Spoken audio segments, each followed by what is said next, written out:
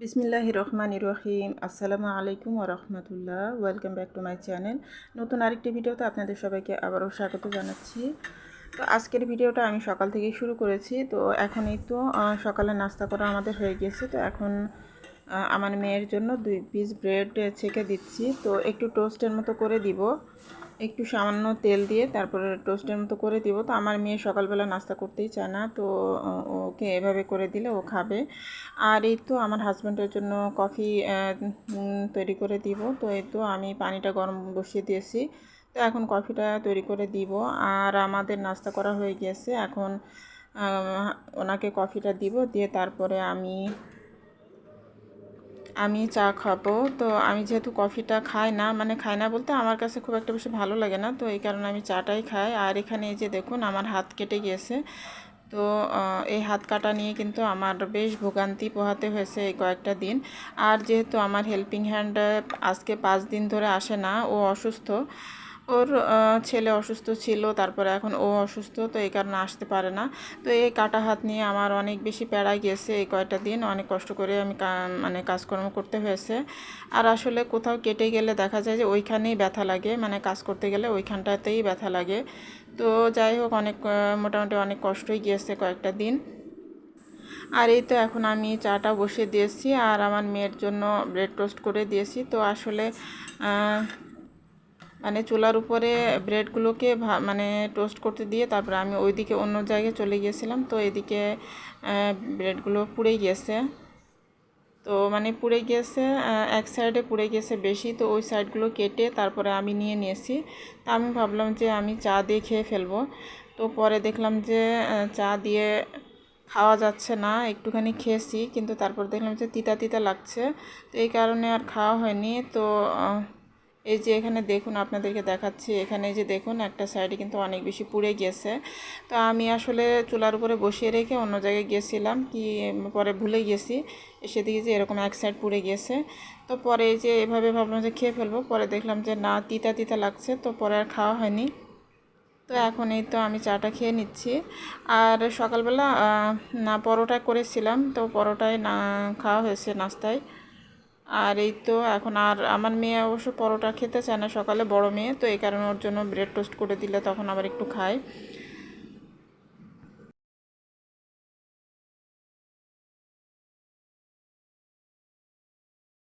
তো আমার প্রিয় প্রিয় আপু ভাইয়ারা, যারা আমার ভিডিওতে ক্লিক করেছেন, প্লিজ একটা লাইক দিয়ে আমার ভিডিওটি কন্টিনিউ করবেন। আর এখানে এই যে চা আমার ছেলের জন্য করে নিয়েছি এটা। তো এখানে 1 পিস ব্রেড রেখেছি আমার ছেলের জন্য, ও খেয়ে নিবে।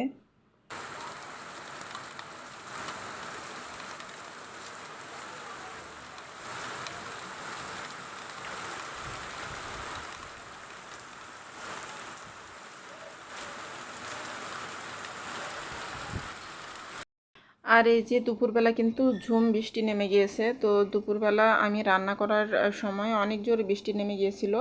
তো যখন আমি রান্না করতে আসি, তো তখন চারিদিকে একদম আকাশটা কালো হয়ে গিয়েছিল। তো কালো হয়ে যাওয়ার পরে অনেক জোরে বৃষ্টি নেমেছিল। তো ঝুম বৃষ্টি নামার কারণে কিন্তু খুবই ভালো লাগছিল।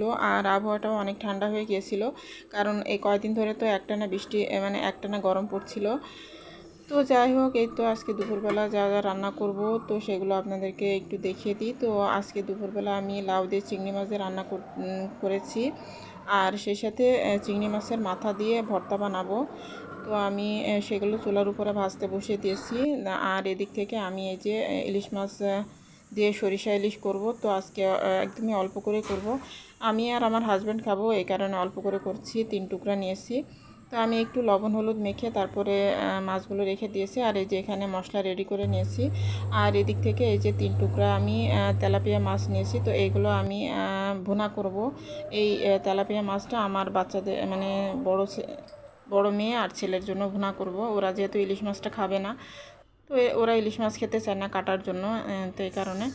তো এখন এই তো আমি সরিষা ইলিশটা বসিয়ে দিচ্ছি। তো আমি কড়াইতে সরিষার তেল দিয়ে দিয়েছি, দিয়ে তারপরে কালো জিরা ফোড়ন দিয়ে দিয়েছি। আর এখন এই তো পেঁয়াজ বাটা আর রসুন বাটা দিয়ে দিয়েছি। আর এখানে এই যে লবণ হলুদ আর মরিচের গুঁড়া দিয়ে দিয়েছি। তো এগুলো দিয়ে তারপরে আমি ভালোভাবে নাড়াচাড়া করে কিছুক্ষণ ভেজে নিব। তো আসলে এভাবে সরিষা ইলিশটা করলে খুবই ভালো লাগে খেতে। তো আর অল্প মশলায় আর খুব তাড়াতাড়ি হয়েও যায়। আর ইলিশ মাছ রান্না করতে তো একদমই সময় লাগে না। তো এই তো আমি এখন এই মশলাগুলো কষিয়ে নেব। আর এখানে এই যে সরিষা বাটা আছে তো আর কাঁচামরিচ, তো এগুলো আমি পরে দেব। তো অল্প করে সরিষা ইলিশ করে নিচ্ছি। আর মাছটা একদমই ছোট ছিল, মানে তো এখানে মাছটা ছোট হলেও কিন্তু খেতে বেশ মজাই ছিল। আর সরিষা ইলিশটাও খেতে বেশ ভালো লেগেছিল। তো মশলাটা আমি এখন কষিয়ে নিচ্ছি। আর তারপরে এ পর্যায়ে আমি একটু পানিও দিয়ে দেব। দিয়ে তারপরে আরও একটু কিছুক্ষণ মশলাটাকে কষিয়ে নেব। নিয়ে তারপরে আমি মাছগুলো দিয়ে দেব। তো আজকে দুপুরবেলা বেশ কয়েকটা তরকারি রান্না করা মানে হয়ে যাচ্ছে। তো ইলিশ মাছটা যেহেতু অল্প করছি, আর আমার বাচ্চাদের জন্য তেলাপিয়া মাছটা করছি, তারপরে লাউ দিয়ে চিংড়ি মাছ করছি যেহেতু লাউ এনেছিল। আর ডালটা আজকে দুপুরে রান্না করব না। তো আর চিংড়ি মাছের মাথার ভর্তা। তো এই তো 4টা তরকারি আজকে করব। তো চিংড়ি মাছের মাথা দিয়ে যে ভর্তা, ওইটাও কিন্তু খুবই ভালো লাগে খেতে। তো যাই হোক, এগুলোই করে নিব। তো এখানে এই তো আমি মশলা কষিয়ে তারপরে ইলিশ মাছগুলো দিয়ে দিলাম। দিয়ে তারপরে এই তো নাড়াচাড়া করে আমি একটু উল্টে পাল্টে দিয়ে তারপরে ঝোলের পানি দিয়ে দেব। তো ঝোলের পানিটা খুব সামান্য পরিমাণে দেব, একদমই অল্প পরিমাণে। আর যেহেতু ইলিশ মাছটা রান্না হতে তো সময় লাগে না, এই কারণে।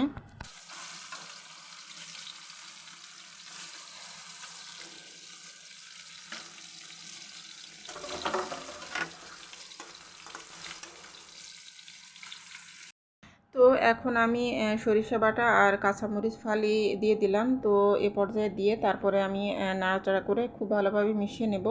তো সরিষা বাটাটা মানে পরে দিলেই ভালো হয়, তাহলে সরিষার যে ফ্লেভারটা ওটা থাকে আর খুব সুন্দর একটা ফ্লেভার আসে, খেতে অনেক ভালো লাগে। আর আমি সরিষা বাটাটা সবসময় একদম শেষের দিকেই দিই, মানে ঝোলের পানিটা দিয়ে তারপরে সরিষা বাটাটা দিই। তো এভাবে করলে খেতে অনেক ভালো লাগে। আর অবশ্য অনেকে আছে যে হাতে মেখে সরিষা ইলিশ করে। তো আসলে এক এক সময় এক একভাবে করা হয়, আমিও অনেক সময় হাতে মেখে করি। আর এখানে এই যে পাশের চুলায় আমি তেলাপিয়া মাছগুলো ভেজে নিচ্ছি। নিয়ে তারপরে তেলাপিয়া মাছটাকেও আমি বসিয়ে দেব। তো এই তো এভাবে আর কি করে নিচ্ছি, অল্প অল্প করেই করে নিচ্ছি। আসলে এক একজনের যেহেতু এক এক ধরনের খাবার পছন্দ, তো এই কারণেই আর কি। তবে লাউ চিংড়িটা আবার সবাই খায়। তো চিংড়ি মাছ দিয়ে লাউ রান্না করলে মানে আমার বাচ্চারা এবং আমরাও খাই, সবাই অনেক পছন্দ করেই খাওয়া হয়।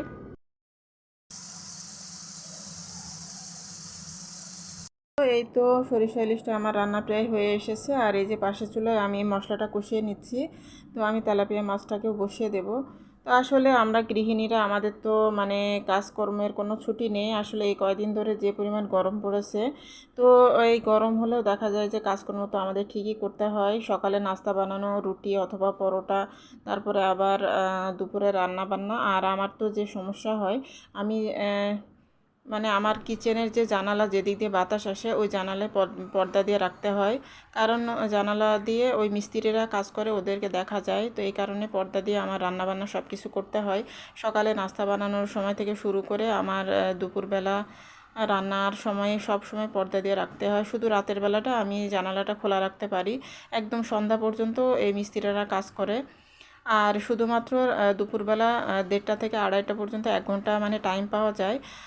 আর এমনিতে রান্নার প্রিপারেশন তো অনেক আগে থেকেই করতে হয়। আর সকালে নাস্তা বানানো, তো সব কিছু মিলিয়ে আসলে এতটা বেশি কষ্টকর। তো তার মাঝে আমার আবার হেল্পিং হ্যান্ড আসে না 5 দিন ধরে। তার মাঝে আমার আবার হাত কাটা ছিল। তো আসলে আমাদের গৃহিণীদের যে কতটা মানে পরিশ্রম করতে হয়। তো রান্না থেকে তো কোনো ছুটি নেই, রান্না তো আমাদের করতেই হবে। আসলে আমাদের এমন একটা জীবন, মনে হয় যেন আমাদের জীবনটাই যেন মানে রান্নার জন্য যেন আমাদের জীবন। তো আসলে রান্না বান্না করতে তো ভালোই লাগে, আমরা তো অনেক পছন্দ করেই করি। কিন্তু তারপরেও দেখা যায় যে মাঝে মাঝে রান্না করতে একদমই ভালো লাগে না। যখন অতিরিক্ত গরম পড়ে তো তখন রান্না বান্না করতে একদমই ভালো লাগে না, অনেক বেশি কষ্ট হয়ে যায়। আর হ্যাঁ, তারপরেও কিছু করার নেই, রান্নাবান্না তো করতেই হবে। আসলে খাওয়া দাওয়া না করে তো বাঁচাও যায় না, খাওয়া দাওয়া তো করতে হবে। তো যাই হোক, এই তো আমার রান্নাবান্না সব শেষ। এখানে এই তো আমি এখন চিংড়ি মাছের মাথার যে ভর্তা, তো সেটা এখন করে নিচ্ছি। তো এই তো তো এই তো চিংড়ি মাছের মাথাগুলো আমি সরিষার তেল দিয়ে ভালো করে ভেজে নিয়েছি। আর সেই সাথে আমি পেঁয়াজ, রসুন, তারপরে কাঁচামরিচ, শুকনো মরিচ এগুলো দিয়েছিলাম। তো সব কিছু একসাথে খুব ভালোভাবে ভেজে তারপরে আমি ব্লেন্ডারে ব্লেন্ড করে নিয়েছি।